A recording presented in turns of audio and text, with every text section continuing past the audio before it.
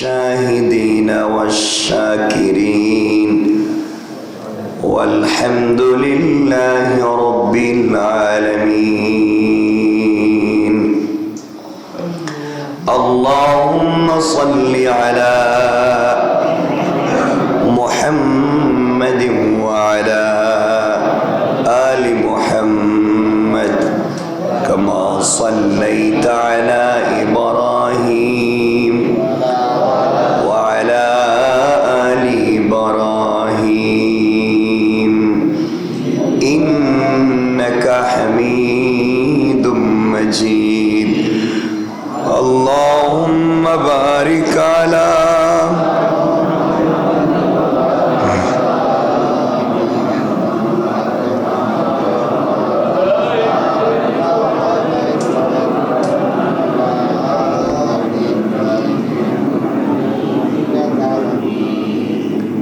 بلغ العلا بكماله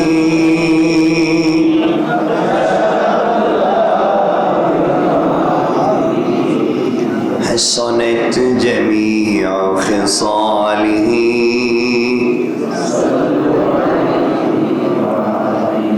بلغ العلا بكماله كشف الدجى بجماله حسنت جميع خصاله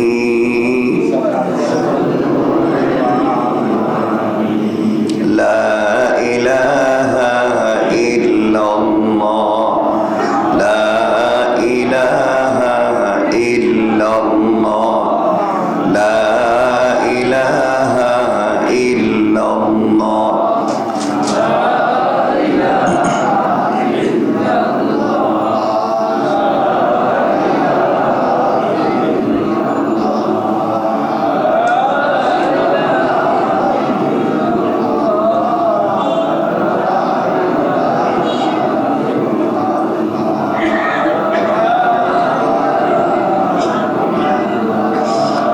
لا إله إلا الله محمد رسول الله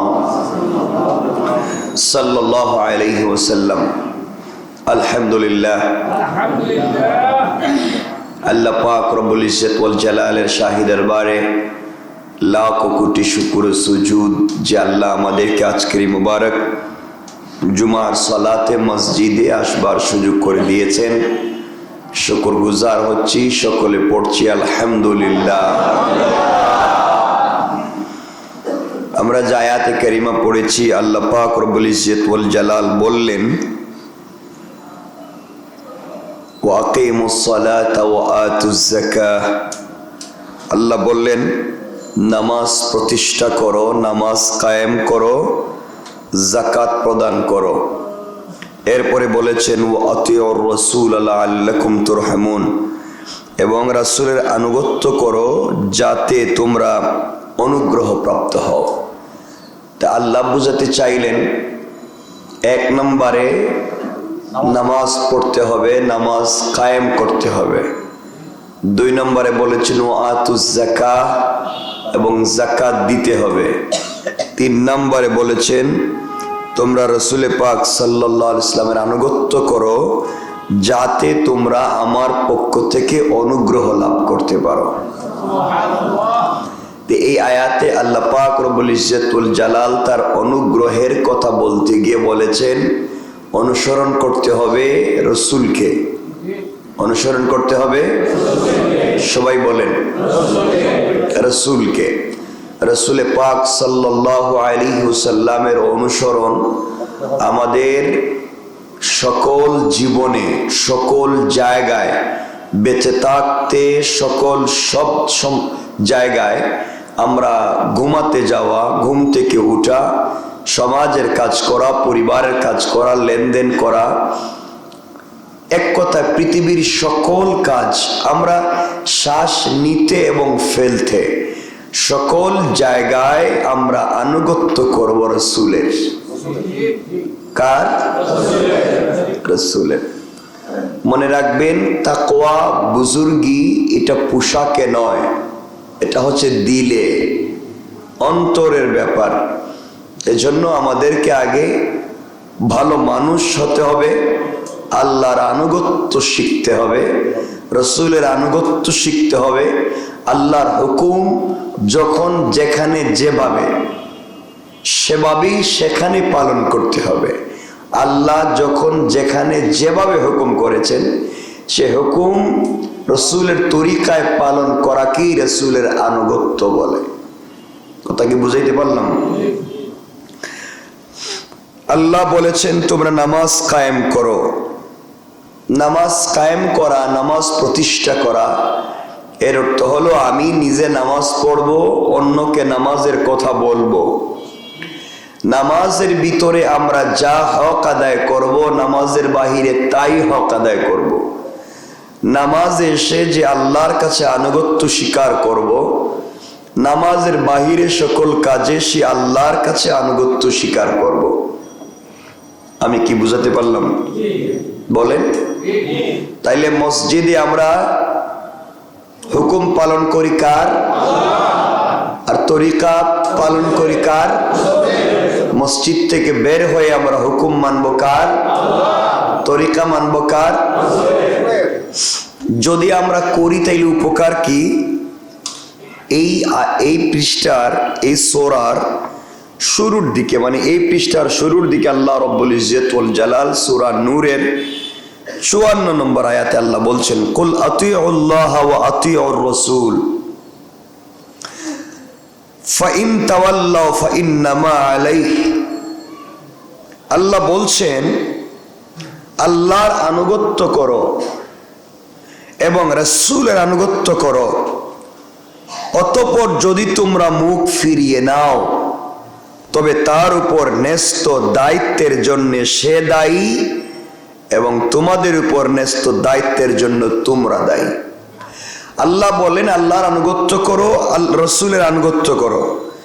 যদি এই কাজগুলা করা থেকে আমরা নিজেদেরকে গুটিয়ে নেই, মুখ ফিরিয়ে নেই, আল্লাহর আনুগত্য করি না, রসুলের আনুগত্য করি না, আমরা সকল ক্ষেত্রে আল্লাহর হুকুম মানি না, আমরা সকল ক্ষেত্রে রসুলের তরিকা মানি না। আমার কথা কি বুঝতেছেন? সকল ক্ষেত্রে আমরা যদি আল্লাহর হুকুম মানি না, সকল ক্ষেত্রে যদি রসুলের হুকুম, রসুলের তরিকা মানি না, আল্লাহ বলছেন তবে তাদের দায়িত্ব তাদের উপরে আর আমার দায়িত্ব আমার উপরে। অর্থাৎ যার যার কাজ যার যার করে যাও, কিয়ামতের দিন আমি আল্লাহ রব্বুল ইজ্জত ওয়াল জালাল অবশ্যই অবশ্যই হিসাব নিব।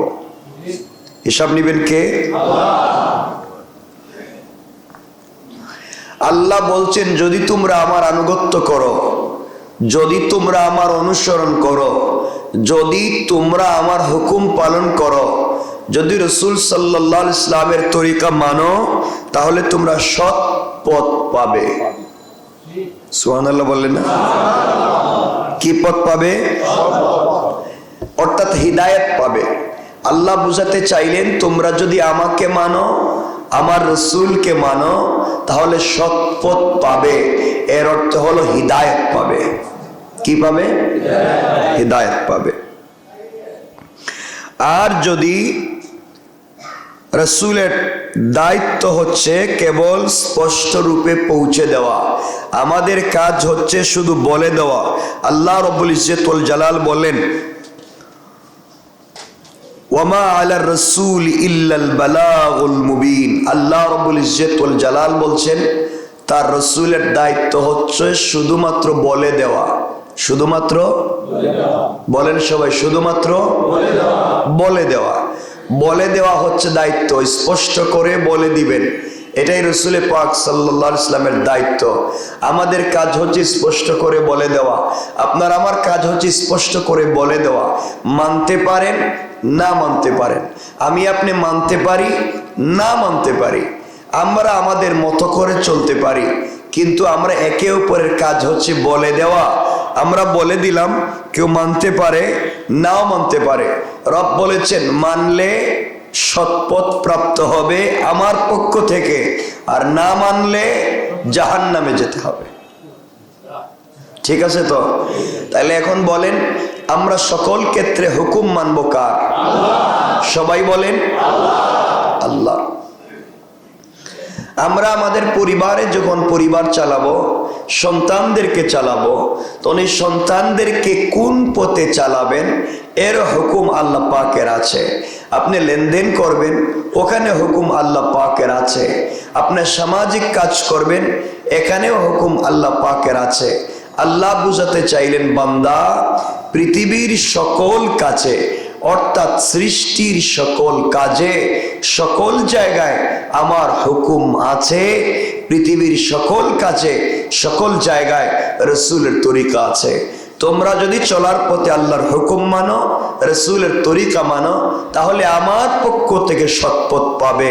যারা আমি আল্লাহর পক্ষ থেকে সৎপথ পায়, তারা বিনা হিসাবে জান্নাতে যাবে।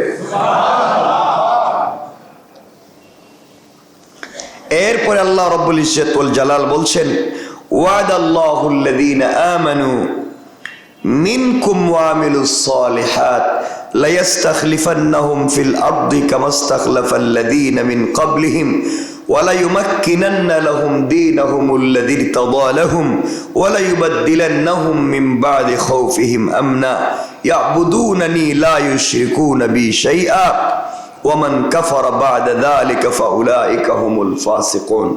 আল্লাহ রাব্বুল ইজ্জত ওয়াল জালাল 55 নম্বর আয়াতে বললেন, তোমাদের মধ্যে যারা বিশ্বাস স্থাপন করে। কি স্থাপন করে?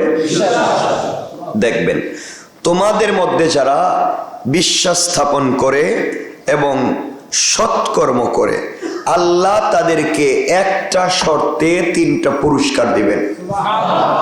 সবাই বললেন না? আল্লাহ বলছেন, তোমাদের মধ্যে যারা বিশ্বাস স্থাপন করবে। কি স্থাপন করবে? এবং সৎ কাজ করবে, আল্লাহ তাদেরকে বলেছেন এক শর্তে কয়টা পুরস্কার দিবেন দুনিয়ায়? ওয়াদাল্লাহুল্লাযীনা আমানু, আল্লাহ ঈমানদারদেরকে ওয়াদা করেছেন। ঈমানদারদের সঙ্গে আল্লাহ নিজে ওয়াদা করেছেন, তারা যদি আমার দেওয়া একটা শর্ত মানে, দুনিয়ায় পুরস্কার কয়টা? সবাই বলেন। আর মরে গেলে জান্নাত। মরে গেলে সবাই বলেন, মরে গেলে জান্নাত। পুরস্কার দুনিয়ার 3টা হচ্ছে, 1 নম্বর, আল্লাহ রাব্বুল ইজ্জত ওয়াল জালাল বললেন, লায়াস্তাখলিফান্নাহুম ফিল আরদি কামাস্তাখলাফাল্লাযীনা মিন ক্বাবলিহিম। 1 নম্বর পুরস্কার হলো, তাদেরকে অবশ্যই আমি পৃথিবীর সকল শাসন কর্তৃত্ব দান করব। আসতে বললেন যারা আমি আল্লাহর দেওয়া, যে ঈমানদারেরা আমি আল্লাহর দেওয়া একটা শর্ত পালন করবে, প্রথম পুরস্কার হচ্ছে আমি এই পৃথিবীর শাসন কর্তৃত্ব তাদেরকে দান করব। তাহলে আল্লাহ যদি পৃথিবীর শাসন কর্তৃত্ব দান করেন, পুরা পৃথিবীর শাসন কর্তৃত্ব যদি মুসলমানদের কাছে থাকে, এর চাইতে বেশি চাওয়ার আছে? বলেন, পাওয়ার আছে? নাই। আল্লাহ বলছেন, যেমন তিনি শাসন কর্তৃত্ব দান করেছেন তাদের পূর্ববর্তীদেরকে, আগেকার পূর্ববর্তীদেরকে যেভাবে গোটা দুনিয়ার শাসন কর্তৃত্ব দিয়েছিলেন, তোমরা যদি একটা শর্ত পালন করো, আমি আল্লাহ তোমাদেরকে একইভাবে পুরা দুনিয়ার শাসন কর্তৃত্ব তোমাদেরকে দেব। আচ্ছা, 2 নম্বর পুরস্কার আল্লাহ রাব্বুল ইজ্জত ওয়াল জালাল বলছেন, ওয়ালায়ুমাক্কিনান্না লাহুম দীনাহুমুল্লাযী ইরতাদা লাহুম। আর 2 নম্বর পুরস্কার হচ্ছে, অবশ্যই তিনি সুদৃঢ় করবেন তাদের ধর্মকে, যা তিনি তাদের জন্য পছন্দ করেছেন। আল্লাহ বললেন 2 নম্বর পুরস্কার হচ্ছে, আসমানের নিচে, জমিনের উপরে, জমিনের পূর্ব থেকে পশ্চিম, উত্তর থেকে দক্ষিণ, গোটা দুনিয়ায় আমি আল্লাহ ইসলাম ধর্মকে প্রতিষ্ঠিত করে দেব। সুবহানাল্লাহ, জোরে বলেন।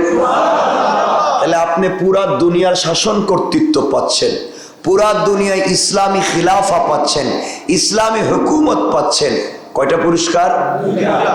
কয়টা? দুইটা।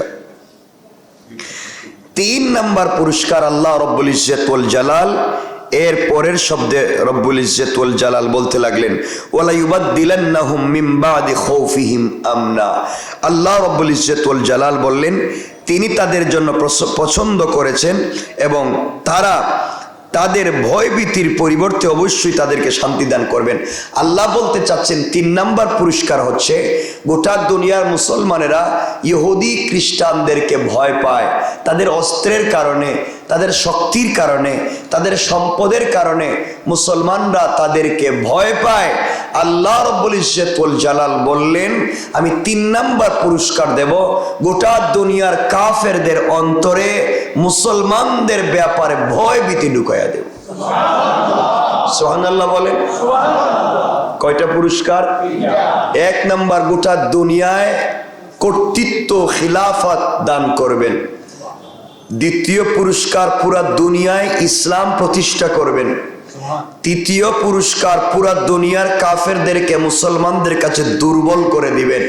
এখন মুসলমানরা ভয় পায়, আল্লাহ বলছেন এক শর্ত পালন করলে গোটা দুনিয়ার কাফেররা মুসলমানদেরকে ভয় পাবে। সুবহানাল্লাহ বলেন। বিশ্বাস হচ্ছে না?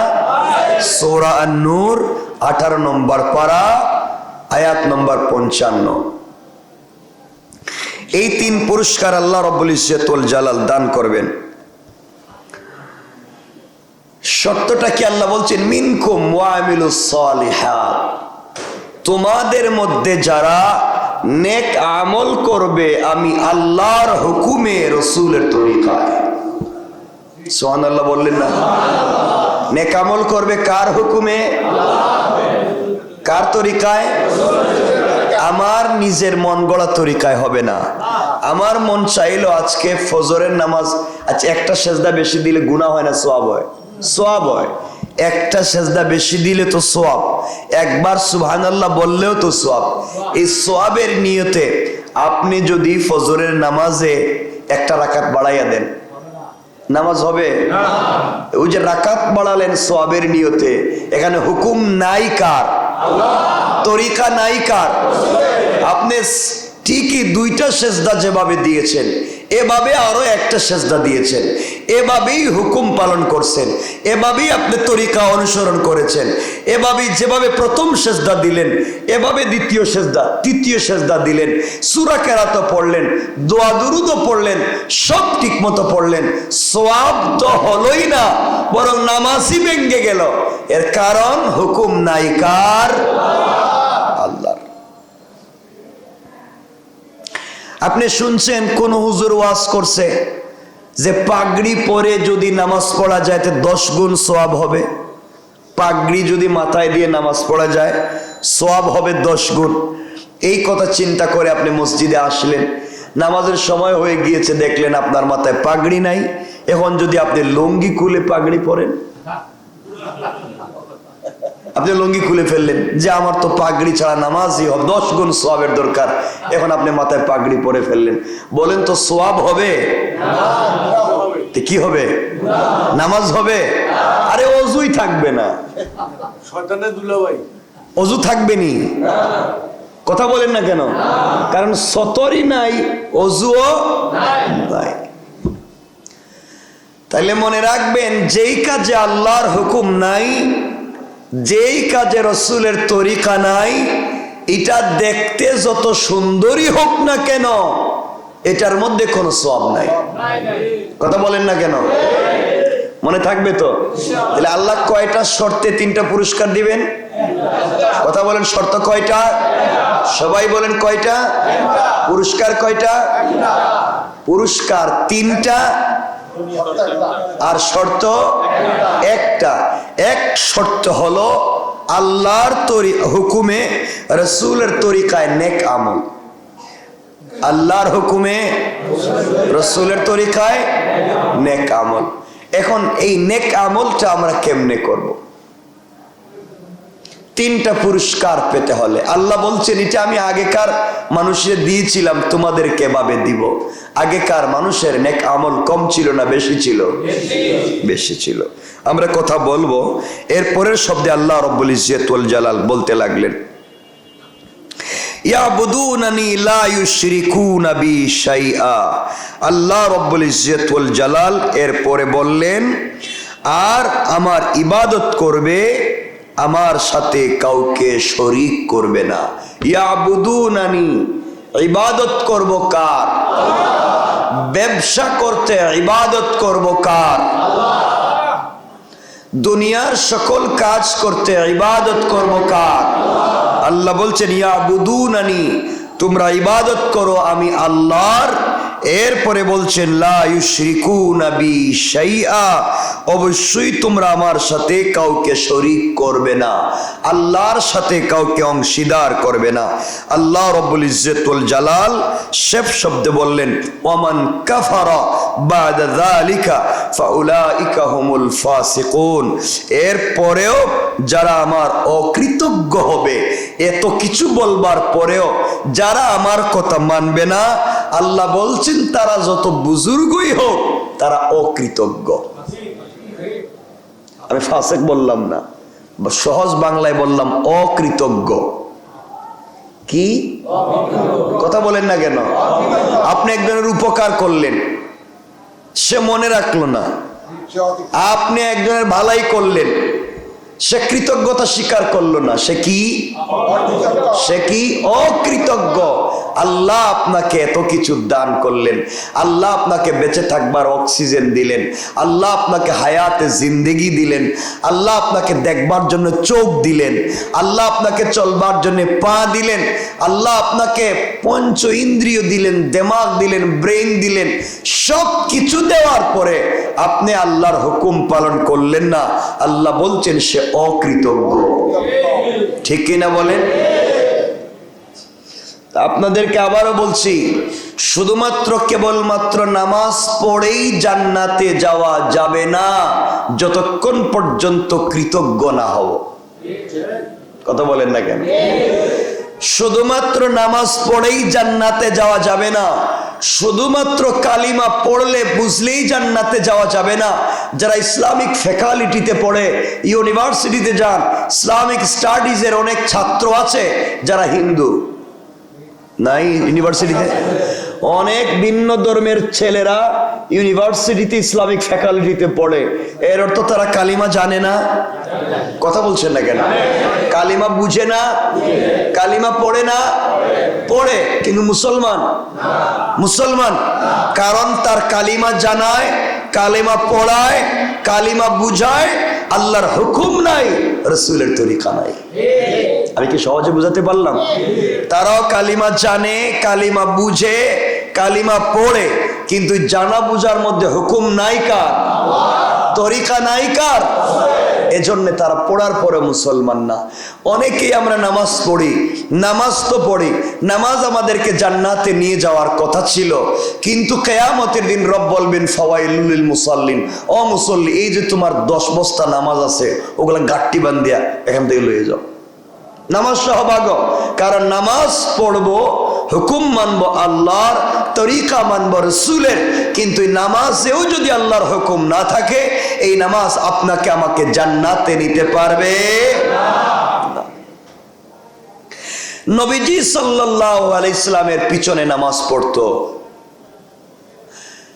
নবীজির পিছনে নামাজ পড়ার পরেও, নবীজির দস্তারখানে দাওয়াত খাওয়ার পরেও বহুত লোক জাহান্নামী। আপনি চিন্তা করতেছেন, নবীজির পিছনে, নবীজি ইমাম, সরাসরি নবীজির মুসল্লি, নবীজির পিছনে নামাজ পড়বার পরেও জাহান্নামী। কি বুঝলেন? নাই? আছে। নবীজির পিছনে সালাত পড়েছে, নবীজির সঙ্গে দাওয়াত খেয়েছে, নবীজির মতো জুব্বা পরেছে, নবীজির মতো পাঞ্জাবি পরেছে। রব বলেছেন ইদা জাআকাল মুনাফিকুন, ইয়া রাসূলুল্লাহ, ও আপনার পিছনে নামাজ পড়েছে ঠিকই, ওর জুব্বা আছে ঠিকই, কিন্তু আমি বলছি ও নামাজি মুনাফিক। নাউজুবিল্লাহ বললেন না? আব্দুল্লাহ ইবনে উবাই ইবনে সালুল এবং তার সহপাঠী বন্ধু বান্ধবদেরকে রব বলছেন, ইয়া রাসূলুল্লাহ, এরা তো আপনার পিছনে নামাজ পড়ে, আপনার সঙ্গে দাওয়াত খায়, আপনার মতো পোশাক পরে। আমি রব বলছি এরা নামাজি মুনাফিক। রাসূল পাক সাল্লাল্লাহু আলাইহি ওয়াসাল্লাম আব্দুল্লাহ ইবনে উবাই ইন্তেকালের পরে নিজের জুব্বা মুবারক খুলে, নিজের পাঞ্জাবি খুলে তার কাফনের ব্যবস্থা করেছেন, নিজে তার জানাজায় শরীক হয়েছেন। রব জিবরিল আমিনকে পাঠায় বলছেন, আমার বন্ধুরে বইলে দাও, নিজের একটা জুব্বা কেন 100 জুব্বাও যদি আব্দুল্লাহ ইবনে উবাইকে কাফন দিয়া দেয়, একবার কেন 1 কোটি বার যদি জানাজার ইমামতি করে, আমি রব বলেছি তার নাম মুনাফিকের লিস্টি থেকে কাটবো না। নাউজুবিল্লাহ বললেন না? সবাই জোরে বলেন না নাউজুবিল্লাহ। সাধারণ ইমাম, ইমামুল মুরসালিন, ইমামুন নবিয়্যিন ওয়ার রাসূল, যিনি ইমাম, গোটা দুনিয়ার সবথেকে দামি সৃষ্টি, সেই রাসূলে পাককে দেখার পরে, নবীজির পিছনে নামাজ পড়ার পরে, নবীজির দস্তারখানে খাওয়ার পরে, নবীজির জুব্বা তার কাফন হওয়ার পরেও জান্নাতে যেতে পারতেছে না, কারণ আল্লাহ বলছেন তারা অকৃতজ্ঞ। কথা বলেন না কেন? কি কৃতজ্ঞ? তাইলে কি অকৃতজ্ঞ হইয়া আপনি যদি কাবার গিলাফে ধরেও কান্দেন, কাজ হবে? অকৃতজ্ঞ হয়ে আপনি যদি জমজমের পানিতে ডুবিয়াও থাকেন, পবিত্র হওয়া যাবে? আমি কি বুঝাইতে পারতেছি? তাইলে আল্লাহ রাব্বুল ইজ্জত ওয়াল জালাল বলছেন, ফাউলাইকা হুমুল ফাসিকুন, এরা ফাসিক, এরা অকৃতজ্ঞ, এদেরকে দিয়ে আর যাই হোক এই সমাজের কল্যাণ হবে না, জান্নাতের আশা করে লাভ নাই। তাইলে আমাদের কি লাগবে? কৃতজ্ঞ হতে হবে। কৃতজ্ঞ হতে গেলে আমাদের সকল কাজে হুকুম লাগবে কার? তরিকা লাগবে কার? এই তো হয়ে গেল। আমরা সকল কাজে আল্লাহর হুকুম মানতে হবে। ঘর থেকে বের হবো আল্লাহর হুকুম মেনে, ঘরে ঢুকবো আল্লাহর হুকুম মেনে, খাবার খাবো আল্লাহর হুকুম মেনে, খাবার রাখবো আল্লাহর হুকুম মেনে, এক কথায় আমার কাপড় পরবো আল্লাহর হুকুম মেনে, মানুষের সাথে কথাবার্তা বলবো আল্লাহর হুকুম মেনে, এক কথায় দুনিয়ার সকল কাজ করব, হুকুম মানবো কার? এই তো হয়ে গেল, এই তো হয়ে গেল। দুনিয়া একেবারে বরবাদ, ধোঁকার জায়গা। এখানে কেউ কাউকে যারাই যত কিছুই বলুক, রব বলেছেন দুনিয়া একটা মারাত্মক ধোঁকার জায়গা। তোমাকে যে বা যারা ধোঁকা দিচ্ছে জান্নাতের কথা, জান্নাতে নিয়ে যাবে সাথে করে, সবগুলা ধোঁকা। রব বলেছেন কিয়ামতের দিন কেউ থাকবে না, কেউ কাউকে সহযোগিতা করবে না আমি রব ছাড়া। এজন্য আজকের মৌলিক উদ্দেশ্য হচ্ছে আমরা সকল কাজে কৃতজ্ঞ হব কার কাছে? আল্লাহর কাছে।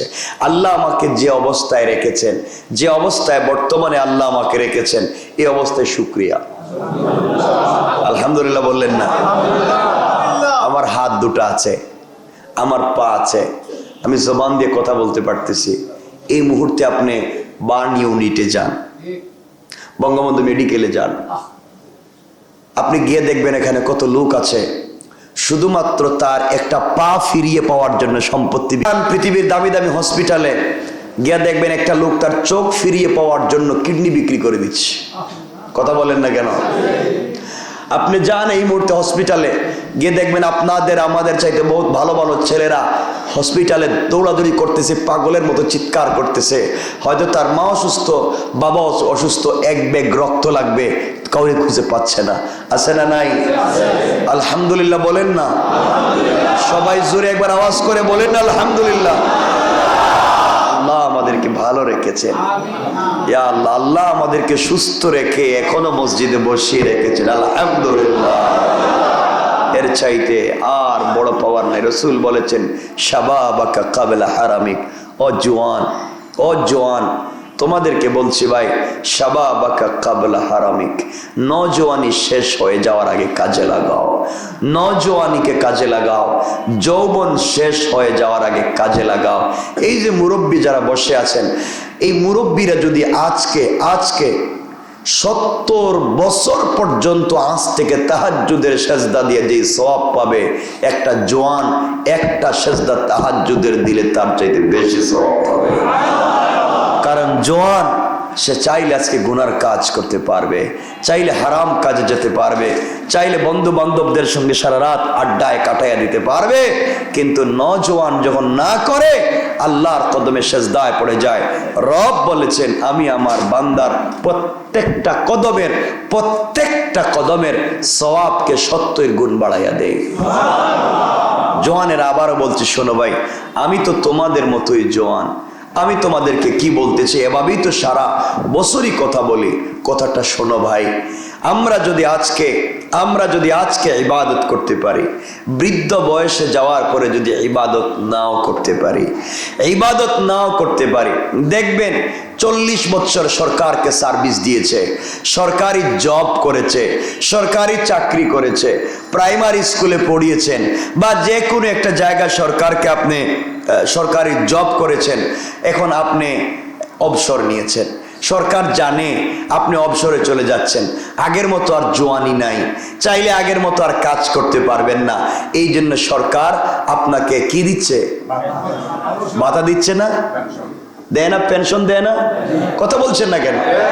এককালীন দেয়, আবার পুরা জিন্দগিও দেয়, দিতে থাকে, বুঝাতে চায় তুমি আমাকে 40 বছর সার্ভিস দিছ, এখন দেওয়ার মতো শক্তি নাই, যাও আমি তোমাকে মনে রাখলাম, তুমি জোয়ানি আমাকে দিয়েছ আর বৃদ্ধ বয়সে আমি তোমাকে দিলাম।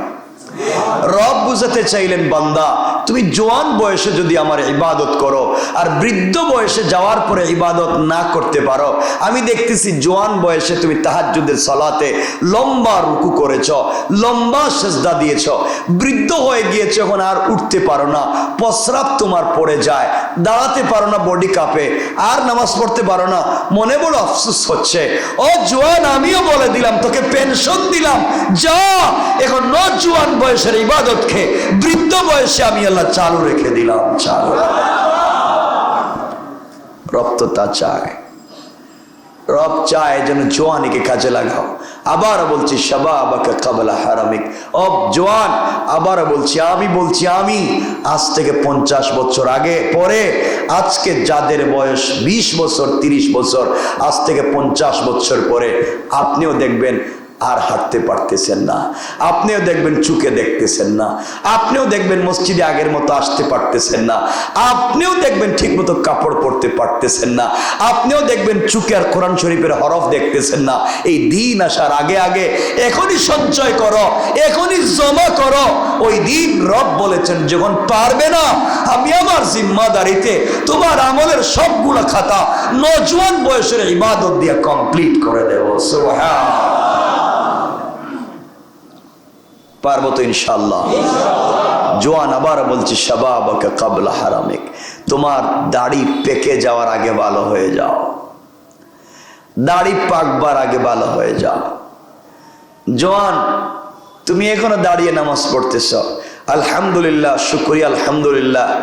আমি এটা গর্ব করে বলতে পারি, আমাদের এই বিনোদ বিবি মসজিদে আমরা কোনো চেয়ার নাই, বাংলাদেশের কোনো চেয়ার নাই। আমি তো মাঝে মাঝে বলি, অনেকে আমাকে রাগও করেন, অনেক জায়গায় আমার এটা দায়িত্ব মনে করে বলে আমি বলি, মসজিদের চেয়ার থাকলে জ্বালায়া ফালাইবেন, মানে আল্লাহর সামনে মাস্তানের মতো বসার মতো ক্ষমতা কারো নাই। আল্লাহর সামনে হেলান দিয়ে বসে ভাব ধরে নামাজ পড়বেন, এর ক্ষমতা আল্লাহ কাউকে দেয় নাই।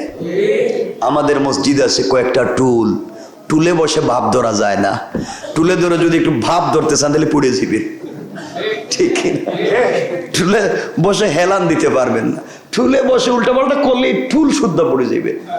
কারণ যতক্ষণ টুলে বসবেন, বুঝা গেল ততক্ষণ হুজুর সাথে ইবাদত করবেন, ঠিক আছে না? ও বাবা, আপনাদেরকে বলতে, শুনো আমার কথা, রাগ কইরো না। যদি দাঁড়ায়া নামাজ পড়তে পারো দাঁড়াও, যদি তোমার দাঁড়াবার শক্তি না থাকে কারো কাঁধে বর করে দাঁড়াও, তাও দাঁড়িয়ে নামাজ পড়ো। যদি তুমি লাঠিতে বর দিয়ে দাঁড়াতে পারো, তাও দাঁড়িয়ে নামাজ পড়ো। যদি তুমি দুইজনের কাঁধে বর করে দাঁড়াতে হয় তাহলে দাঁড়িয়ে নামাজ পড়ো, যদি হেলান দিয়ে দাঁড়াতে হয় তাও দাঁড়িয়ে নামাজ পড়ো, যদি তোমাকে কোনোভাবে দাঁড়াবার শক্তি থাকে তাও দাঁড়িয়ে নামাজ পড়ো। কারণ রব বলেছেন আমি হলাম মাবুদে মেহেরবান, তুমি আমার বান্দা, আমার সামনে যত কিছুই হোক বসার চেষ্টা করিও না, দাঁড়াইয়া থাকো। রাসূল পাক ইসলাম তার জিন্দেগিতে কোনোদিন বসে নামাজ পড়েন নাই চেয়ারে, কারণ তিনি যখন দাঁড়াতে পারতেন না দুই সাহাবীর কাঁধে বর করে দাঁড়াতেন। পড়েন না হাদিস, দুইজন সাহাবীর কাঁধে বর করে দাঁড়াতেন, তাও বসতেন না। এমন কি আম্মাজান আয়েশার কাঁধে বর করে রাসূল দাঁড়াতেন, তাও বসতেন না। কারণ রব বলেছেন নামাজে দাঁড়ানো এটা ফরজ, নামাজে দাঁড়ানো কি ফরজ। কারণ দাঁড়াচ্ছি কার সামনে? আর যদি বসতে হয় কেমনে বসবো? নামাজে বসার স্টাইলই আলাদা। একবারে পাও ভাঙ্গ, হাত হাঁটুতে রাখো, মাথা নিচের দিকে রাখো। রব বুঝাতে চাচ্ছেন ভদ্রতার সর্বোচ্চ সীমা আমার সামনে ঠিক রাখো, কারণ আমি রব তোমার সামনে আছি, আমার সামনে ভাব ধরে বসতে পারবে না। ঠিক কিনা বলেন? আলহামদুলিল্লাহ। এজন্য আমারও ভাল লাগে যে আমাদের কোনো চেয়ার নাই, এখন সব টুল। এজন্য যারা টুলেও বসে আমরা নামাজ পড়ি, আমরা অবশ্যই সবাই দাঁড়াই। এটা আমি বলতে পারি আমার মুসল্লিদেরকে, অবশ্যই আমরা যারা টুলে পড়ি আমরা দাঁড়াবার সময় অবশ্যই দাঁড়াই না, শুধু রুকু সেজদার সময় বসি। যদি শক্তি থাকে দাঁড়াবার, আজকে বলছি আপনি দাঁড়াবেন।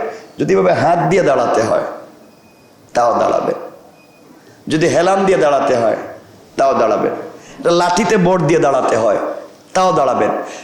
যদি আপনি কিছুক্ষণ দাঁড়িয়ে থেকে আর পারতেছেন না, আপনি বইসা যান, কতক্ষণ বইসা আবার দাঁড়ান। এরপরে রব বলেছেন আমি যখন দেখবো আমার বান্দা দাঁড়াবার জন্য কত কসরত করতেছে, আমি রবের সামনে সম্মান প্রদর্শনের জন্য কত চেষ্টা করেছে, বান্দা যা তোর জোয়ানি বয়সের দাঁড়ানোকে 70 গুণ বাড়াই এই বুড়া বয়সে ইবাদত কমপ্লিট করে দিলাম, আমি তোর ইবাদত লিখে দিলাম। চেষ্টা তো করতেছিস তুই, আর পারবি না কারণ বুড়া হয়ে গেছিস। আমরা চেষ্টাটা করে যেতে পারবো না ইনশাল্লাহ? আমরা চেষ্টা করি। হ্যাঁ, একবারই মাজুর, আমি দাঁড়াতেই পারবো না, সমস্যা হয়ে যাবে, তাইলে তো আপনি বসবেন। তা কোথায়? যদি নিচে বসতে পারেন নিচে বসেন, কিন্তু নিচে বসলে অনেকের হাঁটু ভাঙলে, হাঁটুতে সমস্যা, কিডনিতে সমস্যা, হাঁটু ভেঙে নিচে বসতে পারবেন না, উঁচা জায়গায় বসা লাগবে। তো আপনি উঁচা জায়গায় কই বসবেন? বলেন না, টুলে বসবো আমরা। অর্থাৎ আমি বুঝাতে চাচ্ছি এটা না, আমি বুঝাতে চাচ্ছি আমাদের সকল কাজে আমরা যেন শুধুমাত্র ফলো করি আমার কাজটা কি আল্লাহর কাছে পছন্দ হচ্ছে কিনা, আমি কি আল্লাহর সামনে তাওয়াজু ইনকিসারি, আমি নিজেকে দুর্বলতা বুঝাতে পারলাম কিনা, আমি আল্লাহর সামনে সর্বোচ্চ সম্মান বুঝাতে পারলাম কিনা, আমি আল্লাহর সামনে নিজেকে গোলাম হিসাবে প্রকাশ করতে পারলাম কিনা। গোলাম তো তার মুনিবের সামনে ভাব ধরে বসবে না, কথা বলেন না কেন? আমরা কি সবাই বলেন কি? আর গোলামের চাইতে সম্মানের আর কিচ্ছু নাই, গোলামের চাইতে সম্মানের আর কিচ্ছু নাই। এজন্য রব বলেছেন আমার রসুলকে, যখন তিনি হিজরত করালেন তখন কি আল্লাহ বলেছেন আমি আমার এক নবীকে, আমি আবার এক রসুলকে মক্কা থেকে নিয়ে গেলাম বাইতুল মুকাদ্দাসে, মেরাজে নিয়ে গেছি, এই কথা বলছেন? রব বলেছেন সুবহানাল্লাযী আসরা বিআবদিহি, আমি মুনিব আমার এক বান্দাকে, আমি মুনিব আমার এক গোলামকে সফর করিয়েছি মক্কা থেকে বাইতুল মুকাদ্দাস পর্যন্ত। আল্লাহ বোঝাতে চাচ্ছেন মুনিব মানুষকে, আমার সৃষ্টিকে গোলাম বলতে পছন্দ হয়, আর গোলাম যখন নিজেকে গোলাম হিসাবে স্বীকার করে তখন আমি রব খুশি হয়ে যাই। এজন্য আমরা কার গোলাম? সবাই বলেন খুশি করব কারে? আল্লাহরে খুশি করব, আল্লাহরে খুশি করব, আমাদের কথাবার্তা আল্লাহকে খুশি করব। আমরা যখন দুশ্মনের সাথেও কথা বলবো মুচকি হাসি দিয়ে কথা বলবো। রাসূল পাক বলেছেন প্রত্যেকটা মুচকি হাসিতে 10 নেকি। আসতে বললেন সুবহানাল্লাহ। মানুষের সাথে কথা বলবেন মুচকি হাসি দেয়া, দেখবেন সব জায়গায় শুধু সোয়াব আর সোয়াব, সোয়াব আর সোয়াব। আপনি হাঁটতেছেন রাস্তা দিয়া, আপনি হাঁটেন রাস্তার ডাইন পাশ দিয়ে হাঁটতেছেন, হঠাৎ দেখছেন রাস্তার মধ্যখানে একটা পাথর পড়ে রয়েছে। অন্যের যদি গাড়ি যায় আর গাড়ির চাক্কার নিচে পাথরটা পড়ে, হয়তো পাথর টান দিয়ে সে কারো পায়ে লাগবে, কারো গাড়ির গ্লাসে লাগবে, ব্যথা পাবে। আপনার এটা মাথায় আসছে, আপনি হালকা ছোট একটা পাথর জমিন থেকে সরাইয়া দিলেন।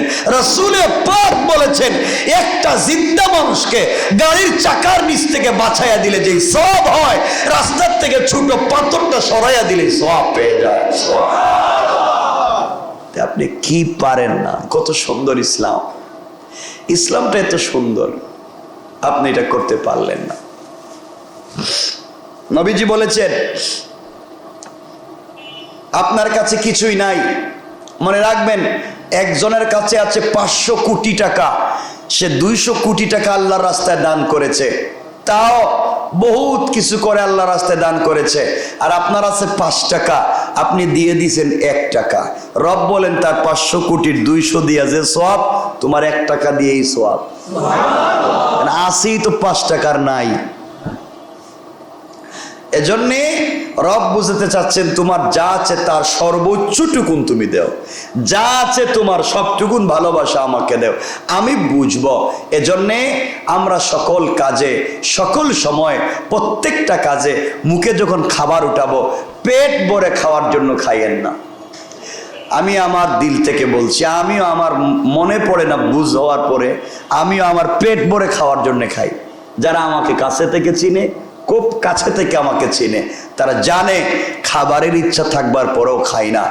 কাছে থেকে আমি এটা বুঝাতে চাচ্ছি, এজন্য আবারও বলছি। কেন এজন্য আবারও বলছি? আমি যে লোকমাটা মুখে দিচ্ছি, আপনি চিন্তা করবেন এটা কি পেট ভরার জন্য খাচ্ছি না আমার রবকে রাজি করার জন্য খাচ্ছি। রব যদি খুশি হয়ে যায়, আমি না খেয়ে থাকলেও তো আমি জান্নাতি, খেয়ে থাকলেও তো জান্নাতি। এজন্য আমার প্রত্যেকটা লোকমায় যেন রব খুশি হয়ে যায়, এই চিন্তা করে আমি খাবো। আমি যখন খাবারের জন্য বসবো, আপনি চিন্তা করবেন আমার বসাটাই কি রব খুশি হচ্ছে কিনা। রব যদি খুশি হয়ে যায়, আমার বসাটাই তো সন্তুষ্ট। আপনার 100টা আইটেমের খাবার লাগবে না, আপনি ডাল ভাত দিয়ে খান, রব যদি খুশি হয়ে যায়, ডাল ভাতই জান্নাত পেয়ে যাবে। ঠিক কিনা বলেন না? খুব চিন্তা করেন, খুব চিন্তা করেন।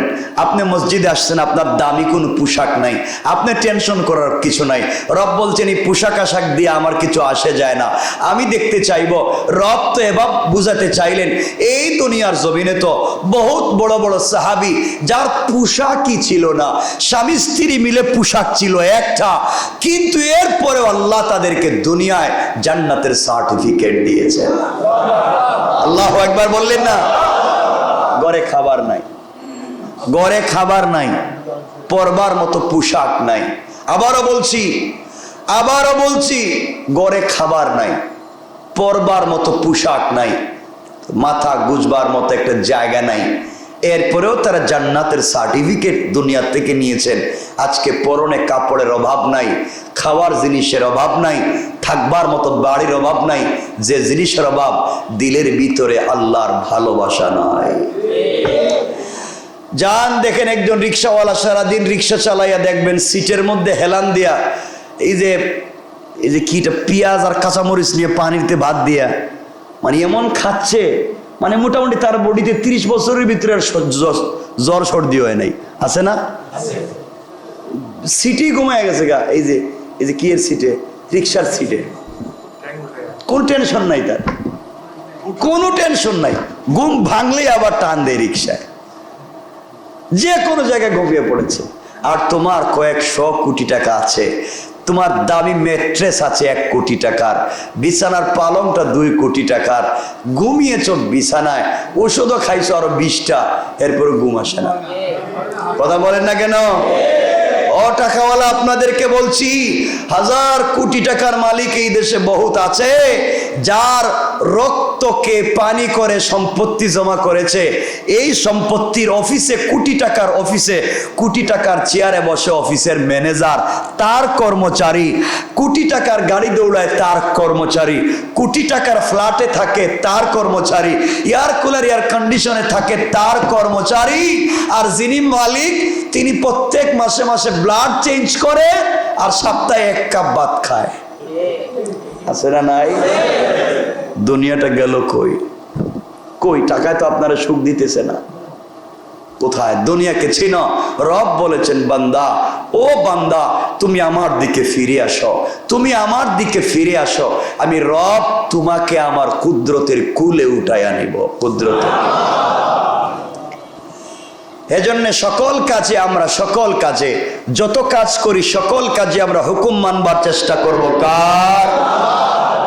ও ভাই, যখন তুমি সেলুনে যাও চুল কাটার জন্য, তখন যখন তুমি, আমি বলছি না আপনাদেরকে, শুধু এতটুকুন বলছি, যখন তুমি দাড়িতে ওই যে শেভ করো তখন কি তোমার একটু কষ্ট হয় না? করলামটা কি? করলামটা কি? এটা কোনো কাজ হইল? ইয়া আল্লাহ, এটা কোন কাজ হইল? আমি আদম নবী থেকে মোহাম্মদ নবী, সব নবীদের সুন্নত দাড়ি রাখা। আল্লাহ পছন্দ করেন দাড়ি, জান্নাতীরাও দাড়ি থাকবে আদম বাবা আদমের। আমি করলামটা কি? দাড়িটা কাটতে যাচ্ছে কেন? এই চিন্তা যদি ভিতরে চলে আসে আর দাড়িতে কূপ না লাগিয়ে ছেড়ে দেও, রব বলেছেন কথা দিলাম এই বিশ্বাসের উপরে থাকলে তোমাকে মাফ করে দেব। এভাবেই তো চলতে হয়, এভাবেই তো চলতে হয়।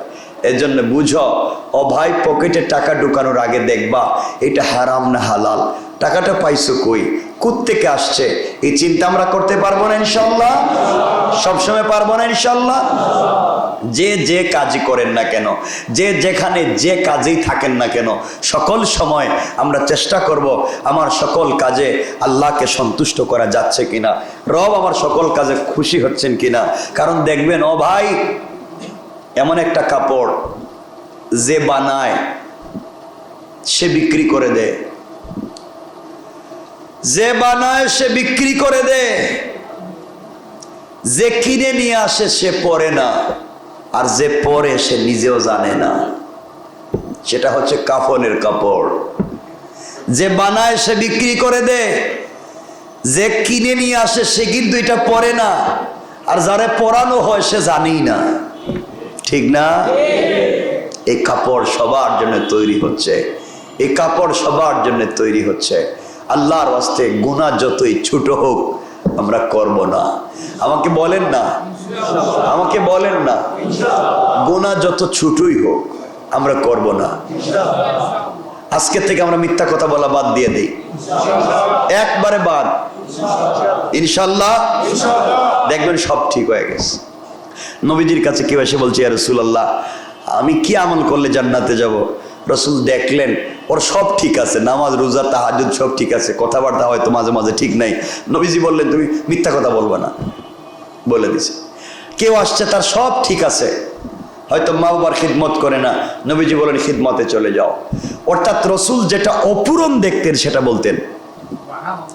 এজন্য আমরা আজকে বললাম, আমরা আজকে থেকে মিথ্যা বলবো না, বলেন ইনশাআল্লাহ। দুনিয়া তো থাকবো না কেউ, আজ আমি আছি, আপনারা আছেন, কালকে কেউ থাকতে নাও পারে। একদিন দেখবেন সবাই চলে যাব দুনিয়া থেকে। দুনিয়া দুনিয়ার জায়গায় থাকবে, আগের মতো সূর্য উঠবে, আগের মতো সূর্য ডুববে, নারিন্দায় আরো 2-4টা বাড়ি বাড়বে, আরো জনশক্তি বাড়বে, আরো মানুষ মসজিদে আসবে, কেউ আপনাকে চিনবে না, কেউ চিনবে না। আপনি কোথায় বসে নামাজ পড়তেন, আপনার চেহারা কেমন ছিল কেউ জানবে না।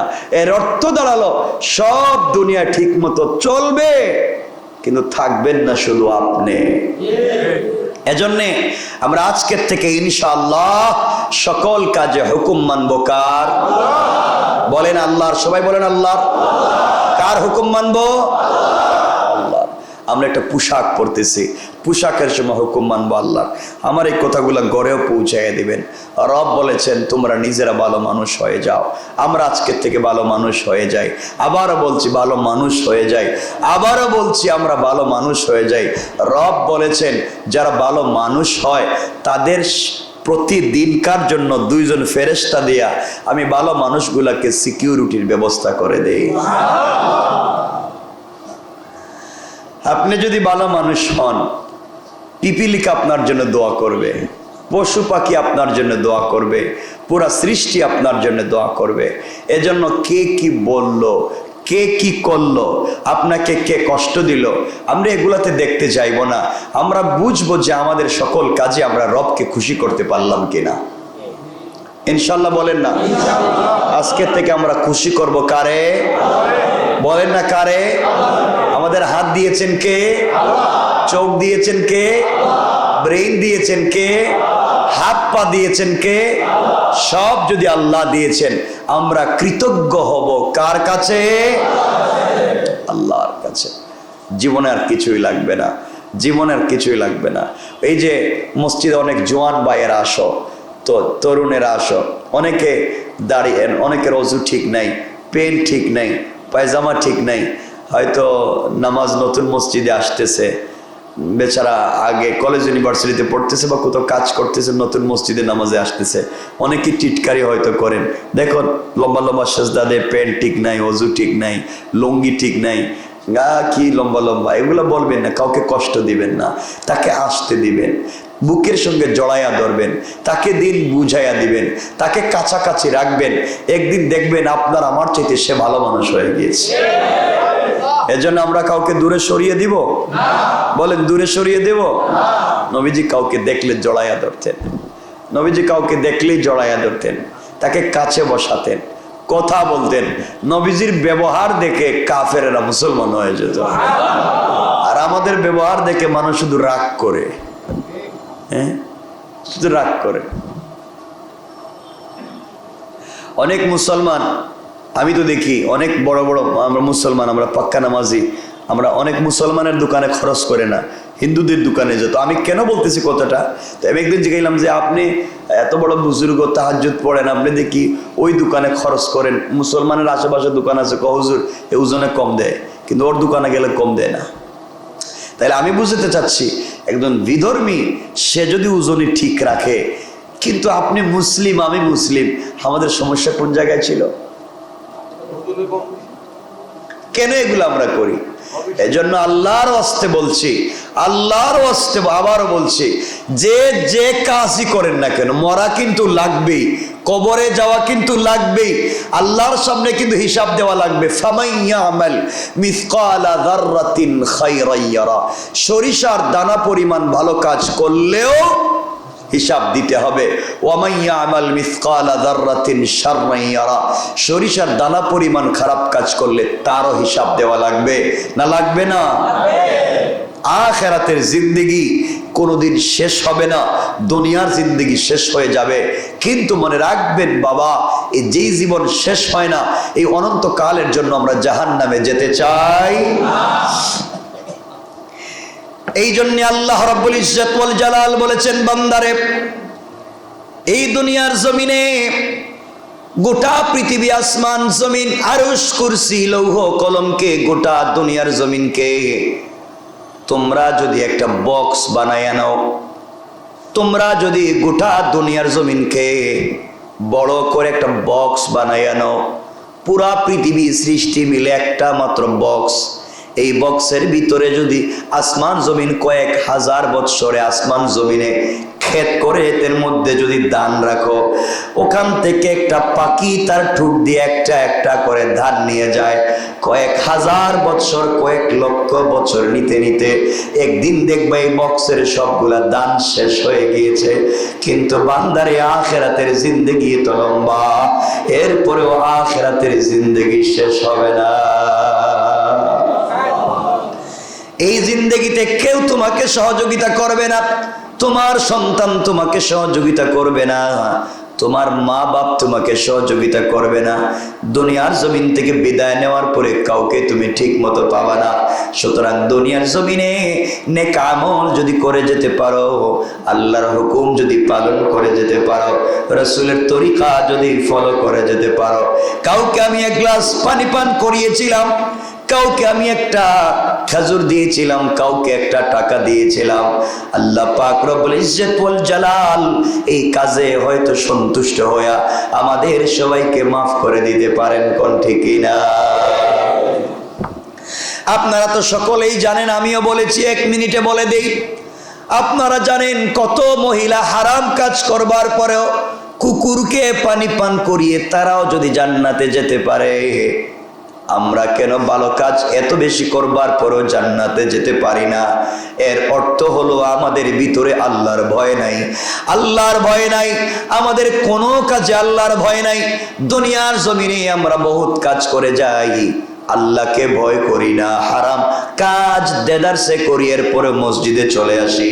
আল্লাহ রব্বুল ইজ্জত ওয়াল জালাল বুঝাতে চাইলেন, বান্দারে তুমি দুনিয়ার জমিনে যাই করো না কেন, হারাম কাজ করা যাবে না। কথা বলেন, হারাম কাজ। আজকের থেকে আমরা হারাম খাবো না, ইনশাআল্লাহ। সবাই বলেন ইনশাআল্লাহ। সন্দেহ হয় এমন জিনিসও খাবো না, মিথ্যা কথা বলবো না। এই তো হয়ে গেছে। আজকের থেকে খুব চিন্তা করব যে আমার জবান দিয়ে যেন মিথ্যা বের না হয়। আমরা মিথ্যা বলবো না, হারাম খাবো না, আল্লাহ আমাদেরকে কবুল করুক। সবাই বলেন আমিন, আরো জোরে বলেন আমিন।